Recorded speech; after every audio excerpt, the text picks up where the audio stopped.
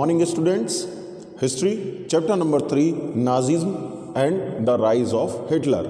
ये चैप्टर मैंने इंट्रोड्यूस कर दिया था लास्ट लेक्चर में आप लोगों के सामने, और इस लेक्चर जब ये पहला लेक्चर जहाँ ख़त्म हुआ था वहाँ पर कुछ क्वेश्चंस जो हैं वो मैंने आप लोगों के लिए छोड़े थे कि अलाइज कौन थे, हिटलर कौन था, नाजिज्म क्या है। इसके अलावा एक सिचुएशन भी दी हुई थी कि वर्ल्ड वॉर 2 की सिचुएशन के साथ या वर्ल्ड वॉर 2 के एंड के साथ ये चैप्टर स्टार्ट हुआ था। 1945 से ये चैप्टर स्टार्ट हुआ था, ईयर 1945 स्प्रिंग सीजन, और क्या था, जर्मनी से, जहाँ हिटलर ने सुसाइड कर लिया था और साथ में उसके जो भी पॉलिटिकल जो भी साथी थे उसके, उन्होंने भी सुसाइड कर लिया था। किस वजह से किया था? क्योंकि जो अलाइड आर्मीज़ थी, जो अलाइज कंट्री थी, वो जीत गई थी वर्ल्ड वॉर 2 के लिए। और उसके बाद क्या हुआ था, हिटलर की डेथ के बाद भी उसके बहुत सारे जो नाजी जो उसके साथी थे वो बचे हुए थे, और उनके अगेंस्ट एक क्या था, एक इंटरनेशनल मिलिट्री ट्रिब्यूनल, न्यूरेमबर्ग एक प्लेस का नाम है, वहाँ पर ये ट्रिब्यूनल जो है वो रखी गई, और यहाँ पर क्या हुआ, उन सभी लोगों पर केस चलाया गया, उन पर चार्जेस थे, क्राइम अगेंस्ट ह्यूमैनिटी और वॉर क्राइम्स का उन पर चार्ज था। इसमें 11 लोगों के लिए डेथ सेंटेंस सुनाया गया था, मतलब मौत की सज़ा सुनाई गई थी। बाकी बहुत सारे लोगों के लिए इम्प्रीजनमेंट था, लाइफ इम्प्रीजनमेंट था, मतलब जीवन भर कैद में रहने की सज़ा उनको सुनाई गई थी। लेकिन इसके बाद मैंने एक बात और कही थी, वो ये कि इसके बाद भी ये महसूस किया पूरी दुनिया के और भी जो देश थे सभी ने कि ये जो नरसंहार हुआ था इस वर्ल्ड वॉर 2 में, उससे पहले तक भी इसके अलावा जीनोसाइडल वॉर हुआ था। यानी जर्मनी के अंदर मैंने बताया ना, हिटलर और नाजीज़ ने बहुत सारे, यानी मिलियंस ऑफ ज्यूज़, जिप्सीज़, पोलिस जो सिविलियंस थे, इसके अलावा अपने खुद के जर्मन्स भी बहुत सारे लोगों को मारा था। तो मास मर्डर हुआ था, मास किलिंग हुई थी। वो क्यों हुई थी? और ये भी था कि इसको रोका जा सकता था अगर जर्मनी को काफ़ी पहले ही रोक लिया गया होता। यानी वर्ल्ड वॉर 2 में हारा जर्मनी, उसके बाद बाकी की जो कंट्रीज़ थी जो जीती थी, यानी इंग्लैंड, फ्रांस, रशिया, यूएसए, ये सभी जर्मनी के लिए बहुत ज़्यादा हार्श नहीं हुए, बहुत ज़्यादा स्ट्रिक्ट स्टेप जर्मनी के अगेंस्ट, जर्मनी के हारने के बाद इन्होंने नहीं उठाए, क्योंकि अंदर जर्मनी की हालत ऑलरेडी बहुत ख़राब थी। साथ ही उनको याद था कि फर्स्ट वर्ल्ड वॉर 1 के यानी फर्स्ट वर्ल्ड वॉर के बाद या वर्ल्ड वॉर 1 के बाद भी जर्मनी हारा था, तो उसके साथ बहुत ख़राब बिहेवियर किया गया था, जिसकी वजह से शायद जर्मनी या हिटलर जैसे लोगों का उदय हुआ। तो आखिर वो वर्ल्ड वॉर 1 की सिचुएशन क्या थी, क्या ह्यूमिलेशन था जर्मनी का, और कैसा बिहेव किया गया था जर्मनी के साथ, एग्जैक्टली हुआ क्या था वर्ल्ड वॉर 1 के दौरान, आज वो सब जानेंगे। और उसके बाद वापस इसी स्टोरी पर लौट करके आएंगे कि कैसे हिटलर बना वास्तव में, कैसे डिक्टेटर बना, नाजिज्म कैसे पॉपुलर हुआ जर्मनी के अंदर। तो सबसे पहले स्टार्ट करते हैं, ये शुरुआत हुई थी कहाँ से? शुरुआत हुई थी 1914 से। 1914 को स्टार्ट हुआ था वर्ल्ड वॉर 1। ये चीज़ें आप याद रखेंगे, और ये 4 साल तक चला था, ठीक। वर्ल्ड वॉर 1 1914 में स्टार्ट हुआ और 1918 तक चला, ठीक है। इसमें ऑस्ट्रिया, हंगरी, जर्मनी, ठीक है, ऑस्ट्रिया, हंगरी, जर्मनी, ये सब इसमें मौजूद थे इस युद्ध में। और इसके बाद आगे आ गए थे, किसके साथ था फाइट इनका? अलाइड, जिनको मैंने पहले भी बोला था, अलाइड पावर्स, या अलाइड बोलते हैं इनको, या अलाइड पावर्स बोला जाता है। वही इंग्लैंड, फ्रांस, रशिया, ये तो शुरुआत से ही थे, और यूएसए इस वाले युद्ध में भी सबसे बाद में उतरा था। कब? 1917 में यूएसए इसमें उतरा था, जो सेकंड लास्ट ईयर था वर्ल्ड वॉर 1 का, यानी वर्ल्ड वॉर 1 के ख़त्म होने से ठीक 1 साल पहले इस युद्ध में शामिल हुआ था यूएसए। शुरुआत से वो इस युद्ध में नहीं था। तो वर्ल्ड वॉर 1 की शुरुआत हुई ऑस्ट्रिया, हंगरी, जर्मनी इनके साथ, और यहाँ भी मेन जो सबसे पावरफुल, ये ऑस्ट्रो हंगेरियन एम्पायर पूरा एक एम्पायर था, मतलब पूरा एक साम्राज्य था, और जर्मनी एक अपना अलग एम्पायर था। ये 2 एम्पायर थे, ये मिल करके लड़ रहे थे इन सब से। क्यों लड़ रहे थे वो भी बताता हूँ। इनको सेंट्रल पावर्स कहा जाता था, मैंने प्रीवियस वीडियो में थोड़ी सी मिस्टेक की थी, वो मैं यहाँ पर सुधार दूंगा। वर्ल्ड वॉर 2 के दौरान इनको एक्सेस पावर कहा गया, जब इसमें इटली, जापान और जर्मनी थे, ऑस्ट्रिया हंगरी नहीं था। ये चीज़ करेक्शन करनी है। Central powers Austria, Hungary, Germany, allied powers England, France, Russia और बाद में इसमें यूएसए शामिल हुआ। इन दोनों के बीच में शुरू हुआ वर्ल्ड वॉर 1। कब? 1914 में। और कब ख़त्म हुआ? 1918 में। ये इन जो सेंट्रल पावर्स हैं इनकी हार के साथ ये ख़त्म हुआ। और पहले ये बता देता हूँ आखिर ये युद्ध शुरू क्यों हुआ। इन सब ने बेसिकली, ये युद्ध ऑस्ट्रिया और हंगरी का था। ऑस्ट्रो हंगेरियन एम्पायर उस समय यूरोप का, यानी अर्ली 20th सेंचुरी में, ध्यान से सुनिए, अर्ली 20th सेंचुरी में सबसे बड़े एम्पायर्स में से एक था Austro Hungarian empire. Austro Hungarian empire के अलावा जो बड़ा एम्पायर था, जो पावरफुल था उस समय, जर्मनी एम्पायर था। तो उस समय एक चीज़ और चल रही थी जिसको बोलते हैं इम्पीरियलिज्म।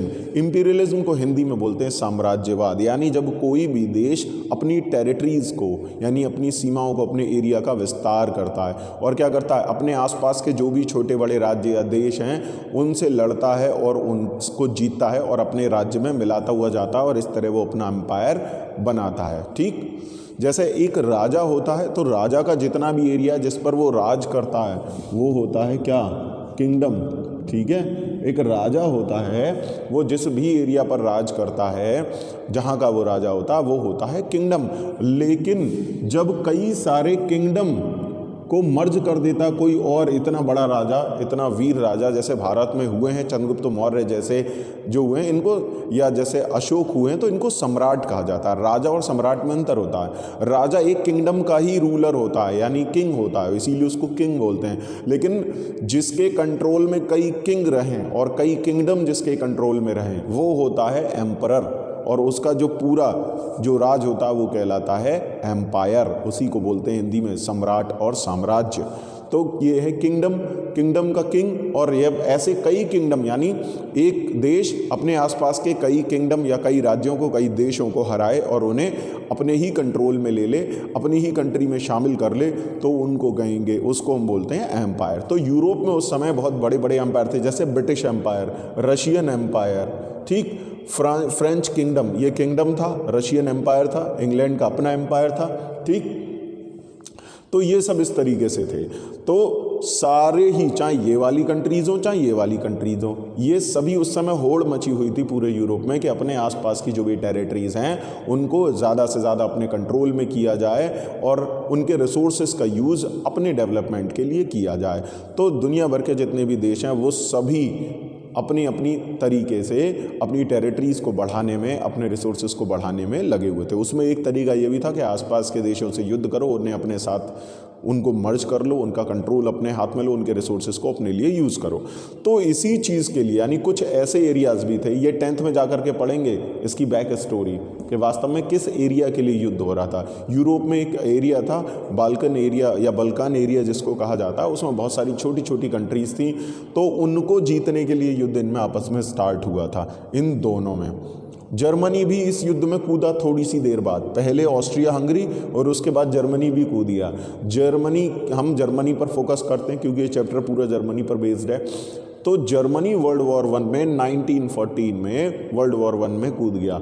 इसलिए कूदा कि युद्ध होगा और हम जीतेंगे, और जीतने के बाद क्या होगा, अगर ये हारते हैं तो फ्रांस, रशिया, इंग्लैंड, इनकी कुछ ना कुछ टेरिटरीज़, इनसे बहुत सारा कंपनसेशन और भी बहुत सारी चीज़ें, इनके रिसोर्सेज वगैरह सब हमारे कंट्रोल में आ जाएंगे, तब हम दुनिया के सबसे शक्तिशाली या पावरफुल राज्य बन जाएंगे।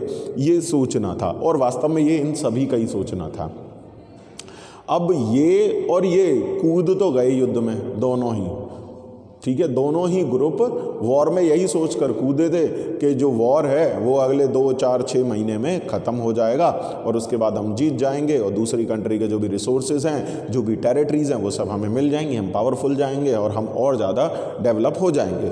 ऐसा सोचना था इन दोनों ही ग्रुप्स का। लेकिन जैसे ही युद्ध 3, 4, 5, 6 महीने चला, इनको पता नहीं था कि 1914 से 1918 ये 4 साल तक चल जाएगा युद्ध, और इतना लंबा खिंचेगा और इसमें इतने सारे लोग शामिल हो जाएंगे एक एक करके। लेकिन जैसे ही युद्ध जब 3, 4, 5, 6 महीने से ऊपर खिंचना शुरू हुआ, तब इनको अपनी असलियत का, युद्ध की जो असलियत है वो इनको पता लगी। उस समय तक ये कंट्री, इंग्लैंड, फ्रांस, रशिया, ये सब भी काफ़ी डेवलप हो गए थे। ठीक है, ये सब भी काफ़ी डेवलप हो गए थे। पिछले 10-5 सालों में इंडस्ट्रियलाइजेशन और भी बहुत सारी इन्होंने मेहनत की थी अपने अपने कंट्री को डेवलप करने में। सेम एज इन्होंने भी मेहनत की थी अपने अपने आप को डेवलप करने में। लेकिन जब युद्ध होता है दो देशों के बीच में, तो चाहे कोई भी जीते, दोनों में से, ध्यान रखिएगा इस चीज़ को, दोनों में से कोई भी कंट्री जीते, दोनों में से कोई भी कंट्री जीतेगी, नुकसान जो है वो सभी का होता है। दोनों में से कोई भी कंट्री जीते, नुकसान सभी का होता है, क्योंकि पैसा सबका खर्च होता है, बहुत, और थोड़ा बहुत नहीं, करोड़ों रुपए। एक दिन में कई कई करोड़ रुपए जो है वो युद्ध में चला जाता है। ठीक है ना, और थोड़ा बहुत करोड़ नहीं, मतलब 50-50, 100-100 करोड़ रुपया एक एक 2-2 दिन में खर्च हो जाता है युद्ध का खर्चा उठाने के लिए। तो चाहे इनकी जितनी वेल्थ थी वो भी पानी की तरह जाने लगी, सारी वेल्थ, सारा पैसा, सारे रिसोर्सेज सब किस में जाने लगे, युद्ध में। सेम एज इन कंट्रीज़ के साथ भी हो रहा था। ये जो इनकी जो इंडस्ट्रीज अब तक चल रही थी और दुनिया भर के प्रोडक्ट बनाती थी, बाहर बेचती थी, पैसा कमाते थे, वो सब छोड़ के सारी जगहों की फैक्ट्रीज, इंडस्ट्रीज क्या कर रही थी, सब ने युद्ध से रिलेटेड सामान बनाना शुरू कर दिया। तो सभी जगहों पर महंगाई भी बढ़ी, इनके अंदर बाहर युद्ध चल रहा है और सारा पैसा उसमें जा रहा है। साथ में इनके जो सिटीजन्स हैं वो भी सैनिकों की भर्ती की जा रही है, वो भी मारे जा रहे हैं। तो जल्दी ही सभी देशों को पता चला कि युद्ध जितनी जल्दी ख़त्म हो उतना अच्छा है। लेकिन ये युद्ध इतनी आसानी से ख़त्म नहीं हुआ, ना इनके पास कुछ बचा युद्ध ख़त्म होते होते, ना इनके पास कुछ बचा, बल्कि जर्मनी पूरी तरीके से बर्बाद हो गया। अब फाइनली 1917 में यूएसए इसमें कूद गया, एक और पावरफुल कंटेस्टेंट जो है वो इस वॉर में आ गया, और 1918 में फाइनली इन सब ने मिलके इनको हरा दिया।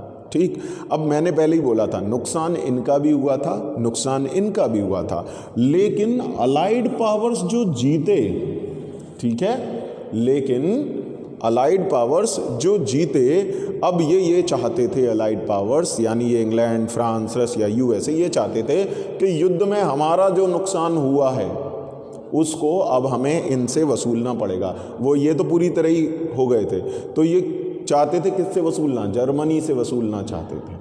ठीक, वो बातें बाद में है कि कैसे वसूला, क्या हुआ उसको बताता हूँ। लेकिन वर्ल्ड वॉर 1 फिनिश हुआ, और क्या हुआ, ये वाली पार्टी जो सेंट्रल पावर्स थी ये हो गए डिफीटेड, यानी ये हार गए। जर्मनी, ऑस्ट्रिया, हंगरी हार गए। स्पेशली इसमें फाइनली जो लीड कर रहा था सबसे आगे बढ़ के वो जर्मनी था, तो ये जर्मनी हारा और ये लोग जीते। जीतने के बाद ये हुआ क्या, अब यहाँ पर एक टॉपिक है आपकी बुक में, इसको देख लेते हैं। अब तक मैं यही स्टोरी आपको सुना रहा था। अगला टॉपिक है क्या, birth of Weimar Republic. Birth of Weimar Republic, देखिए WEIMAR रिपब्लिक। देखो हर चीज़ आपको बहुत पीछे से ले जा करके बिल्कुल ग्रास रूट लेवल से समझाने की कोशिश कर रहा हूँ, जिससे आप समझें।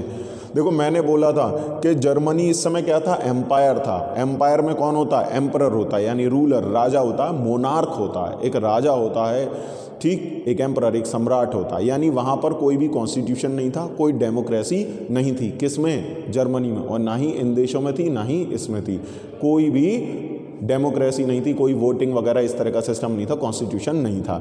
यानी जब जर्मनी हारा, तो हारने के बाद यहाँ के राजा को अपनी पोस्ट, जर्मनी के राजा को अपनी पोस्ट छोड़नी पड़ी। यानी इन देशों ने जर्मनी के राजा को गद्दी से उतार दिया, क्योंकि वो हार गया था। जर्मनी अब इनके कंट्रोल में था कुछ समय के लिए, और जर्मनी में दोबारा से क्या हुए, इलेक्शन हुए। उन इलेक्शन में जर्मनी में रहने वाले जितने भी लोग हैं, चाहे वो वुमेन हो या मेन हो, सब ने, जो भी अडल्ट सिटीजन थे, अब ये अडोलसेंस की एज सब जगह अलग अलग हो सकती है। जैसे आज हमारे देश में 18 साल है, ऐसी अलग अलग देशों में अलग अलग हो सकती है। तो जर्मनी के जो भी अडल्ट सिटीजन थे, चाहे उसमें वुमेन हो, मैन हो, सब ने वोट किया। वोट करके उन्होंने अपनी एक सरकार बनाई और अपनी एक पार्लियामेंट बनाई। जैसे हमारे यहाँ भी इलेक्शन होते हैं, इलेक्शन में सांसद चुने जाते हैं, एमपीज, और वो पार्लियामेंट में जा कर के बैठते हैं। लेजिस्लेचर जो कहलाता है, जो हमारे देश की लॉज एंड पॉलिसीज़ बनाता है।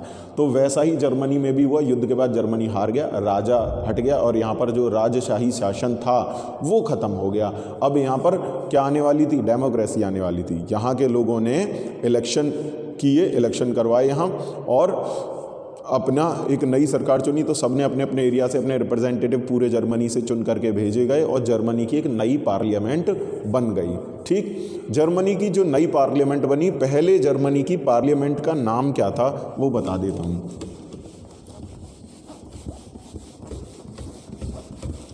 जर्मनी की जो पार्लियामेंट थी पहले, उसका नाम था जर्मन पार्लियामेंट का नाम।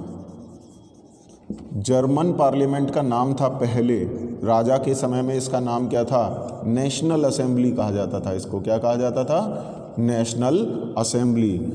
लेकिन जब वर्ल्ड वॉर 1 में हार गया और यहाँ पर दोबारा इलेक्शन हुए, तब इसका नाम चेंज हो गया और अब इसमें मेंबर भी पब्लिक के द्वारा चुने हुए थे और इसका नाम पड़ा क्या? इसका नाम हुआ रिश्टैग। क्या हुआ? रिश्टैग। इसको याद रख लीजिए, ये क्वेश्चन कई बार आता है। इसको याद रख लीजिए, ये क्वेश्चन कई बार आता है कि जर्मनी की पार्लियामेंट का नाम क्या था, तो रिश्टैग बोला गया उसको बाद में। पहले इसका नाम नेशनल असेंबली था, लेकिन हार के बाद राजा हट गया तो ये भी डिसॉल्व हो गई। इसका कोई मतलब नहीं रहा नेशनल असेंबली का। जब राजा नहीं रहा तो उसके द्वारा बनाई गई इस नेशनल असेंबली का कोई मतलब नहीं। वहाँ के लोगों ने अपनी नई पार्लियामेंट बनाई, नए लोगों को चुन करके इलेक्शन करके प्रॉपर, और उसका नाम रखा गया रिश्टैग। और साथ में जर्मनी का क्या बनाया गया? अब एक कॉन्स्टिट्यूशन बनाया गया। क्या बनाया गया? कॉन्स्टिट्यूशन बनाया गया। जर्मनी का अब एक नया संविधान बनाया गया। और जब कॉन्स्टिट्यूशन बन गया, लोगों को राइट टू वोट मिल गया, वोट करके लोगों ने सरकार बना दी, तो जर्मनी अब मोनार्की से क्या बन गया? जर्मनी बन गया एक डेमोक्रेटिक कंट्री, यानी रिपब्लिक। जैसे हमारा कॉन्स्टिट्यूशन 26 जनवरी 1950 को जब उसका इन्फोर्समेंट हुआ, इम्प्लीमेंटेशन हुआ, उसी दिन से इंडिया क्या बना? रिपब्लिक बना। इसीलिए तो हम 26 जनवरी को रिपब्लिक डे मनाते हैं। ऐसे ही ये भी पार्लियामेंट बनने के बाद, कॉन्स्टिट्यूशन बनने के बाद, जर्मनी भी क्या बन गया? रिपब्लिक। और वो जो रिपब्लिक बना, वो जो सरकार थी वहाँ, उसका नाम था वेमर, और इसीलिए ये कहलाया वेमर रिपब्लिक। तो फिलहाल किसकी सरकार आई अब जर्मनी में? वेमर रिपब्लिक की। किसके बाद? युद्ध के बाद। यानी इस नई सरकार को एक ऐसा देश मिला जो युद्ध में हार चुका था। कैसा देश मिला?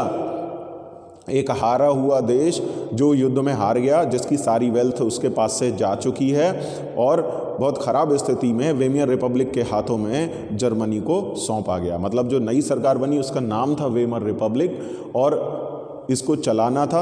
अब इनके सामने चुनौती थी कि वो जर्मनी को दोबारा से फिर से खड़ा करें, फिर से लीड करें, फिर से डेवलप करें। ये कहानी थी किसकी? बर्थ ऑफ वेमर रिपब्लिक की। इस तरीके से वेमर रिपब्लिक एस्टेब्लिश हुआ। फिर से दोबारा से एक बार पूरा ऑर्डर समझाता हूँ। वर्ल्ड वॉर 1 में जर्मनी हारा, वहाँ के राजा को हटाया गया, वहाँ पर नई सरकार बनी जो कि लोगों ने खुद चुनी, नई पार्लियामेंट बनी और नया कॉन्स्टिट्यूशन बना। तो जर्मनी अब बन गया मोनार्की से रिपब्लिक कंट्री बन गया एक, यानी जहाँ का शासक अब कैसा होगा? लोगों के द्वारा चुना हुआ, एक डेमोक्रेटिक कंट्री बन गई।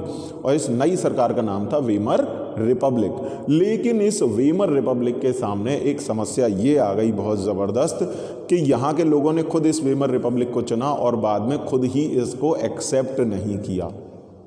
समझ आया? यानी ये सरकार फेल हो गई, लोगों को इसका काम पसंद नहीं आया। ये वेमर रिपब्लिक लोगों को पसंद नहीं आई, वो खुद ही इसको एक्सेप्ट नहीं कर पाए। हालांकि खुद ही वोट करके उन्होंने बनाया था, लेकिन क्यों बनाया था? जर्मनी के नागरिकों ने सोचा था कि जर्मनी युद्ध हार गया, चलो हार गए कोई बात नहीं, अब हम अपनी मर्जी से एक लोकतांत्रिक हमारी सरकार बनेगी और हम अपने देश को दोबारा से आगे डेवलप करेंगे, आगे खड़ा करेंगे, नई सरकार बना लेते हैं। नई सरकार बन गई, लेकिन इस नई सरकार को वो एक्सेप्ट नहीं कर पाए, वेमर रिपब्लिक को वो खुद ही एक्सेप्ट नहीं कर पाए, खुद ही रिजेक्ट कर दिया। लेकिन रिजेक्ट क्यों किया जब खुद बनाया था? तो क्वेश्चन है ना।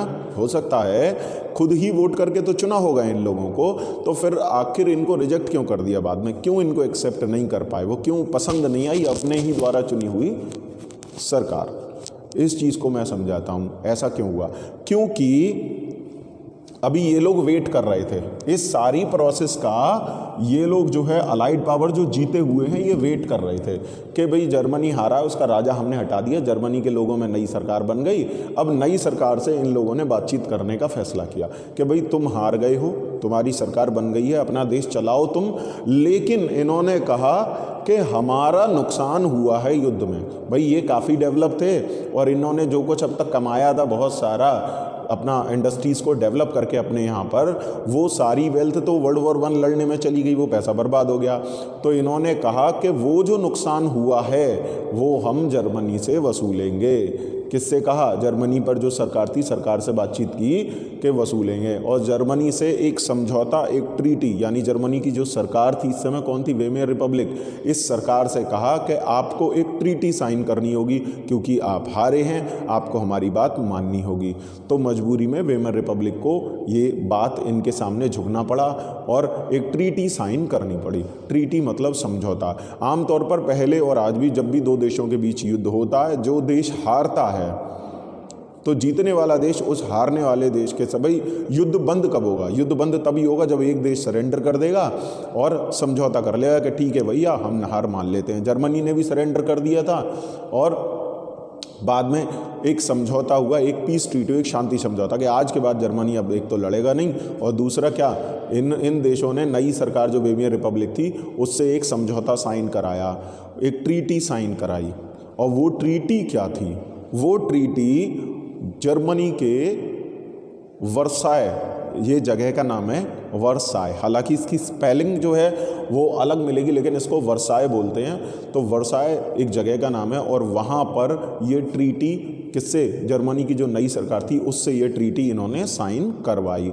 और ये जो ट्रीटी थी ये बहुत ज़्यादा ह्यूमिलिएटिंग थी। किसके लिए? जर्मनी के लिए। ह्यूमिलिएटिंग का मतलब बहुत ज़्यादा अपमानजनक थी, बहुत डिसरेस्पेक्टफुल थी, मतलब जर्मनी के लिए बहुत ज़्यादा कहना चाहिए बेइज्जती वाली बात थी। इस ट्रीटी में आखिर ऐसा क्या था जो जर्मनी के लिए इतनी ज़्यादा अपमानजनक थी? तो जर्मनी के लोगों को बहुत बुरा लगा कि हमने जो सरकार चुन करके बनाई है वो इन देशों के सामने झुक गई और उसने इतनी ह्यूमिलिएटिंग, इतनी ख़राब जो ट्रीटी है उस पर साइन कर दी, उस ट्रीटी पर, उस समझौते पर, और उस समझौते को स्वीकार कर लिया। इसलिए वेइमर रिपब्लिक से जर्मनी की जनता थी वो नाराज़ थी और वेइमर रिपब्लिक को वो खुद ही एक्सेप्ट नहीं कर पा रही थी, क्योंकि इन्होंने वो जो ट्रीटी थी और वर्साय वाली जगह पर, यानी वर्साय एक जगह का नाम है, वहाँ पर वो ट्रीटी साइन की गई थी, इसीलिए उसको बोला गया ट्रीटी ऑफ वर्साय। और ये ट्रीटी इतनी इम्पोर्टेंट थी कि अगर ये ट्रीटी ना हुई होती तो शायद ना हिटलर होता, शायद ना वर्ल्ड वॉर 2 हुआ होता, और ना वर्ल्ड वॉर 2 होता, ना इतना बड़ा जीनोसाइड वॉर जर्मनी ने अपने अंदर किया होता। इतने सारे लोग, लाखों लोग जो मारे गए वो मारे भी गए नहीं होते, जैसा मैंने पिछले लेक्चर में बताया था, अगर ये ट्रीटी ऑफ वर्साय नहीं होती। इस ट्रीटी ऑफ वर्साय को ही सारा कारण माना जाता है वर्ल्ड वॉर 2 की स्टार्टिंग का। ऐसा भी कहा जाता है कि वर्ल्ड वॉर 2 की स्टार्टिंग की शुरुआत इस ट्रीटी के साथ ही हो गई थी, जबकि 1918 और कहाँ 1939। समझ में आया? कम से कम 22 सालों का अंतर, 20-21 साल बाद अगला युद्ध शुरू हुआ, लेकिन वर्साय की ट्रीटी 1918 में हुई और तब से लेके और 21 साल बाद इसका असर हमें हिटलर के रूप में देखने को मिला। तो हिस्ट्री में एक छोटा सा कॉज, एक छोटा सा इवेंट भी कई 20-30 साल बाद किसी बहुत बड़ी घटना का कारण बनता है। तो वही हुआ कि अगर ये ट्रीटी ना हुई होती तो शायद वर्ल्ड वॉर 2 नहीं होता। अब सवाल आता है कि जिस ट्रीटी की वजह से जर्मनी को इतना ह्यूमिलिएट होना पड़ा, पूरे वर्ल्ड में उसकी बदनामी हुई, बेइज्जती हुई, तो आखिर इस ट्रीटी के अंदर ऐसा क्या था? आखिर इन लोगों ने ऐसी क्या डिमांड जर्मनी के सामने रखी थी जो इनको माननी पड़ी? इन्होंने मान ली, इसकी वजह से इनको जर्मनी की पब्लिक ने चुना था, बाद में इनको ही इसी वजह से रिजेक्ट कर दिया कि ये सरकार कमज़ोर निकली, इनके सामने झुक गई, गलत बातें भी इनकी मान ली। तो वो ट्रीटी क्या थी? इसीलिए उसको कहा जाता है ट्रीटी ऑफ वर्साय। ठीक है, तो चलिए जानते हैं कि आखिर क्या था ट्रीटी ऑफ वर्साय में। तो अभी हमने समझा कि वर्ल्ड वॉर 1 के बाद कैसे जर्मनी हारा और जर्मनी के हारने के बाद वहाँ पर कैसे नई गवर्नमेंट बनी, नई पार्लियामेंट बनी, लेकिन जिन लोगों ने, जर्मनी की जनता ने उस पार्लियामेंट को, उस गवर्नमेंट को चुना था, बाद में वही उसे नापसंद करने लगे और उन्होंने ही उसको रिजेक्ट कर दिया। यानी डेमोक्रेसी उनको अच्छी खुद ही नहीं लगी, खुद ने डेमोक्रेटिक कॉन्स्टिट्यूशन बनाया और खुद को ही बाद में पसंद नहीं आया। कैसे? इसको समझते हैं। तो वो जो ट्रीटी साइन की गई उसके बारे में पढ़ते हैं कि आखिर ऐसा क्या था। ठीक, तो ये भी एक फोर्स्ड ट्रीटी थी, ज़बरदस्ती साइन जो है कराई गई थी और इसको बोला गया ट्रीटी ऑफ वर्साय।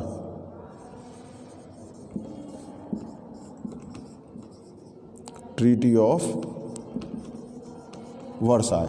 ये नाम है, वर्सेलीज लगेगा दिखने में, लेकिन इसको वर्साय ही बोलते हैं, ठीक है, इसको वर्साय ही बोलते हैं। ये लिखने में है, ये जर्मन वर्ड है, ठीक, वर्सेलीज लगेगा देखने में लिखा हुआ, लेकिन इसको वर्साय बोलते हैं। तो ट्रीटी ऑफ वर्सेलीज यानी वर्साय में जो समझौता हुआ, जो ट्रीटी हुई, किसमें, वो जो अलाइड पावर्स थे और जर्मनी के बीच में, आखिर उसमें क्या कहा गया था, क्या क्या शर्तें रखी गई थी।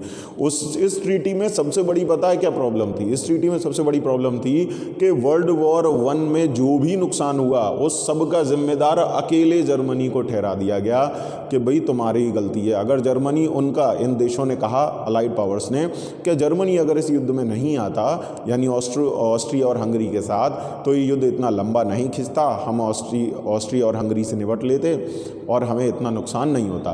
तो इस युद्ध में, वर्ल्ड वॉर 1 में जितना भी नुकसान हुआ अलाइड पावर्स का, उस सब का जिम्मेदार उन्होंने किसको ठहरा दिया? जर्मनी को ठहरा दिया, ठीक।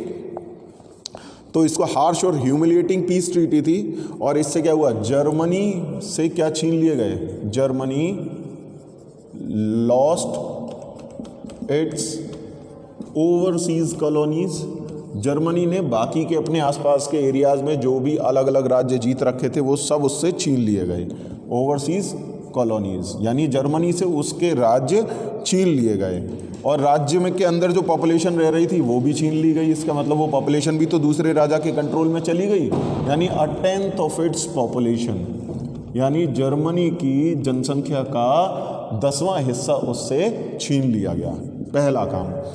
ये शर्तें हैं किनकी? अलाइड पावर्स की। जर्मनी के सामने शर्तें रखी गई, क्या? कि जर्मनी की जितनी भी ओवरसीज कॉलोनी है, ओवरसीज मतलब जर्मनी की खुद की टेरिटरी, उसके अलावा जर्मनी ने और जिन जिन स्टेट्स पर, जहां पर भी जिन राज्यों पर कब्जा कर रखा है, वो जर्मनी से छीन ले गए। ये बिल्कुल ऐसा ही है जैसे कभी इंडिया, ब्रिटेन की क्या था? ओवरसीज कॉलोनी था, और इंडिया को कोई और छीन लेता ब्रिटेन से, बिल्कुल ऐसा ही।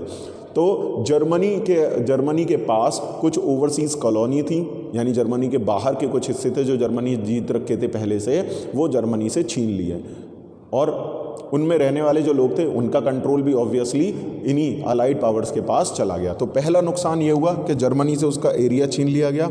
दूसरी चीज़ ये हुई, जर्मनी के अंदर की भी, यानी 13% ऑफ इट्स टेरिटरीज, जर्मनी की जो 13% टेरिटरीज थी, यानी जो एरिया था, वो भी इससे छीन लिया गया। जर्मनी से वो भी छीन लिया गया। 30% ऑफ इट्स टेरिटरीज इससे छीन ली गई। और क्या क्या छीना गया? जर्मनी से कहा तुम्हारे पास जितना क्या है आयरन ओर है वो भी छीना गया। 75% of its iron ore, iron deposit, and 26% of its coal deposits were given to France. देखिए, सारे अलाइड पावर्स के देश मिल करके जर्मनी से सारी चीज़ें एक एक करके छीन और आपस में बांट रहे हैं, ठीक, क्योंकि जर्मनी हारा था और जीते कौन थे? France, England, Russia, USA. तो अब ये कह रहे हैं कि हमारा जितना भी नुकसान हुआ है वो जर्मनी के रिसोर्सेज छीन के हम पूरा करेंगे। तो जर्मनी की ओवरसीज कॉलोनी आपस में बांट ली, और साथ में 13% ऑफ इट्स टेरिटरीज। इसके अलावा जर्मनी के अंदर के जो हिस्से थे वो भी जर्मनी से 13% एरिया, लैंड एरिया जर्मनी से छीन करके अपने कंट्रोल में कर लिया। उसके बाद 75% ऑफ आयरन ओर, जर्मनी के जो आयरन के डिपॉजिट थे उसका लगभग 75%, सोचें, केवल 25% छोड़ा जर्मनी पे। बोले कि आज से तुम्हारा जितना भी आयरन ओर का डिपॉजिट है उसका 75% हम रखेंगे, ये हमें दिया जाएगा। और 26% तुम्हारे पास जो जितना भी कोयले के भंडार हैं, जो कोल डिपॉजिट हैं, उसको 26% भी हम रखेंगे। किसको दे दिया? ये 75% आयरन, 26% कोल दे दिया। किसको? फ्रांस को दे दिया, यानी बंटवारा शुरू हो गया, ठीक। ये उन्होंने फ्रांस को दे दिया। इसके अलावा एक और काम किया कि इनको पहले इरेज कर देता हूँ। तो देखिए, 1 और 2 और 3 यानी इतनी सारी चीज़ें जर्मनी से छीनी गई। इसके अलावा जर्मनी को कर दिया गया डीमिलिटराइज्ड, कि जर्मनी आज के बाद अपनी सेना नहीं रख पाएगा। जर्मनी क्या नहीं कर पाएगा? आज के बाद जर्मनी अपनी सेना नहीं रखेगा। जर्मनी वर डीमिलिटराइज्ड, जर्मनी की अपनी खुद की कोई मिलिट्री नहीं होगी। ठीक, जर्मनी अपने पास अब सेना नहीं रखेगा। अकॉर्डिंग टू दिस ट्रीटी, इस समझौते पर सिग्नेचर करने के बाद जर्मनी के पास अधिकार नहीं होगा कि वो अपनी मिलिट्री रखे। समझ में आ गया? क्योंकि जर्मनी अब किसके कंट्रोल में था? इन देशों के कंट्रोल में था और हारा था, तो इनकी बात माननी थी। और ये सारी शर्तें सरकार जो नई बनी थी इसके सामने रखी गई और इनको ये बातें एक्सेप्ट करनी पड़ी। तो ना तो जर्मनी अब अपनी मिलिट्री रख सकता है, अपने जो रिसोर्सेज थे वो भी उसके बांट दिए गए, उसकी जो खुद की टेरिटरीज थी उसका भी 13% बांट दिया गया। ठीक, इसके बाद क्या किया? एक चीज़ और कही गई कि जर्मनी को, मैंने कहा ना, जर्मनी को जिम्मेदार ठहराया गया इस युद्ध का कि ये युद्ध लंबा खींचा जर्मनी की वजह से। जर्मनी ने ये युद्ध जो है इसको इतना लंबा खींच दिया, जर्मनी की वजह से ही जो अलाइड पावर्स हैं उनका मानना था हमें नुकसान हुआ है। तो अब जो नुकसान हुआ है उसकी भरपाई और किसको करनी है? जर्मनी को करनी है। तो जर्मनी पर फाइन लगाया गया बहुत तगड़ा। ठीक, जर्मनी पर जुर्माना लगाया गया 6 बिलियन लिवरेज का। कितना? 6 बिलियन मार्क, 6 बिलियन लिवरेज का जुर्माना लगाया गया जर्मनी पर कि इतना पैसा जर्मनी पे करेगा किसको? 6 बिलियन पैसा किसको पे करेगा? ये इतना पैसा पे करेगा किसके लिए? अलाइड पावर्स के लिए इतना पैसा पे करेगा। सोचिए, जर्मनी के जो रिसोर्सेज थे वो भी चले गए, ओवरसीज़ कॉलोनी थी वो भी चली गई, अपनी खुद की टेरिटरीज़ में से भी 13% उससे ले लिया, उसकी सेना भी ख़त्म कर दी। बोले आज के बाद तुम अपनी सेना नहीं रख सकते हो। और जो उसके पास पैसा वैसा बचा उसमें से भी उससे कहा कि 6 बिलियन अभी भी तुम्हें हमें पे करना पड़ेगा जुर्माने के रूप में, कि तुम्हारी वजह से हमें इस युद्ध में इतना नुकसान झेलना पड़ा है। कुल मिला के जर्मनी इस ट्रीटी से पूरी तरीके से बर्बाद हो गया। एक तो पहले ही युद्ध करने में ही बर्बाद हो गया, उसके पास अब कुछ खास बचा नहीं, सब कुछ युद्ध में चला गया, और जो कुछ बचा वो इस फाइन को चुकाने में, इन सारी चीज़ों को पूरा करने में चला गया। तो कुल मिला करके वर्ल्ड वॉर 1 के बाद जर्मनी की स्थिति इस ट्रीटी ऑफ वर्साय ने बहुत ख़राब कर दी और ये ट्रीटी इनको माननी पड़ी, वेमियर रिपब्लिक जो नई सरकार बनी थी उसको। इसीलिए जर्मनी के लोगों ने इस सरकार को रिजेक्ट कर दिया कि इतनी ह्यूमिलेटिंग और हार्श ट्रीटी जो है वो जर्मनी ने एक्सेप्ट कर ली। और वर्ल्ड वॉर 2 के बाद जो मैं बता रहा था कि वही अलाइड कंट्रीज़ उन्होंने दोबारा से वो जर्मनी के प्रति बहुत ज़्यादा हार्श नहीं हुए। क्यों नहीं हुए? क्योंकि वर्ल्ड वॉर 1 में भी वो जर्मनी के साथ इतना बुरा सलूक कर चुके थे। तो लेकिन वर्ल्ड वॉर 2 के बाद उन्होंने ऐसा नहीं किया, क्योंकि वो जानते थे कि वर्ल्ड वॉर 1 में जब इन्होंने जर्मनी के साथ ऐसा किया तो जर्मनी पूरी तरह बर्बाद हो गया। और जो जर्मन जनता है उसके अंदर बहुत ज़बरदस्त नफरत थी अलाइड पावर्स या बाकी उनमें जो लोग रह रहे हैं उन लोगों के प्रति, क्योंकि वो इन्हीं सारे लोगों को जिम्मेदार मानते थे अपनी बर्बादी का। और इसी गुस्से की भावना का फ़ायदा उठाया आगे आकर के बाद में हिटलर ने। तो ये थी क्या? Treaty of Versailles. बहुत ही इंपॉर्टेंट है, ये पूरा पैराग्राफ आप मार्क कर लीजिए, इस पर पूरा एक लॉन्ग क्वेश्चन या शॉर्ट क्वेश्चन ज़रूर लिखने को आता है। ये रही, यहाँ पर दिया the effects of the war, और यहाँ पर जो है ये पूरा दिया है इसके बारे में, ट्रीटी ऑफ वर्साय के बारे में। इसको मार्क कर लीजिए, ये ज़रूर आता है, आगे नोट्स में भी मैं आपको ये प्रोवाइड कराऊंगा। तो आखिर आप समझें कि कैसे ये ट्रीटी जिम्मेदार थी। तो जर्मनी को जब इतनी इस तरीके से बर्बाद किया तो जो और भी कुछ हिस्से थे जैसे पोलैंड, लिथुआनिया, ये सब जर्मनी में ही थे, पहले छीन लिए गए जो रूस के पास गए। लेटर ऑन हिटलर ने यहीं से वर्ल्ड वॉर 2 की शुरुआत की कि सबसे पहले उसने पोलैंड वापस लिया। उसने जर्मनी के लोगों से यही कहा था कि जर्मनी से जो कुछ भी छीना गया है वो सब मैं वापस लेकर के आऊँगा। समझ आया? तो इसीलिए कहते हैं कि इस ट्रीटी, इस ह्यूमिलेटिंग और हार्श ट्रीटी में ही कहीं ना कहीं जो है वो कॉज छुपे हुए थे जो आगे चल के वर्ल्ड वॉर 2 का कारण बने। आखिर कैसे कारण बने और क्या क्या हुआ, हिटलर का राइज कैसे हुआ, और वर्ल्ड वॉर 1 के तो अभी हमें कुछ इफेक्ट देखने को मिले हैं कि जर्मनी पर इतना सब लगाया गया। अब सोचें, जर्मनी पहले से बर्बाद है, साथ में ये सब भी उससे ले लिया गया, तो बचा क्या होगा? कुछ नहीं। तो इसके बाद जर्मनी के पास रहा क्या अपने देश की जनता को खिलाने के लिए, उनका ध्यान रखने के लिए? कुछ भी नहीं। तो आगे जर्मनी में हालात और कितने बुरे हुए और क्या क्या हुआ, ये सब हम देखेंगे अपने नेक्स्ट लेक्चर में। तो इसको पढ़ें, समझें। अभी भी कोई डाउट रह गया हो तो ज़रूर पूछेगा।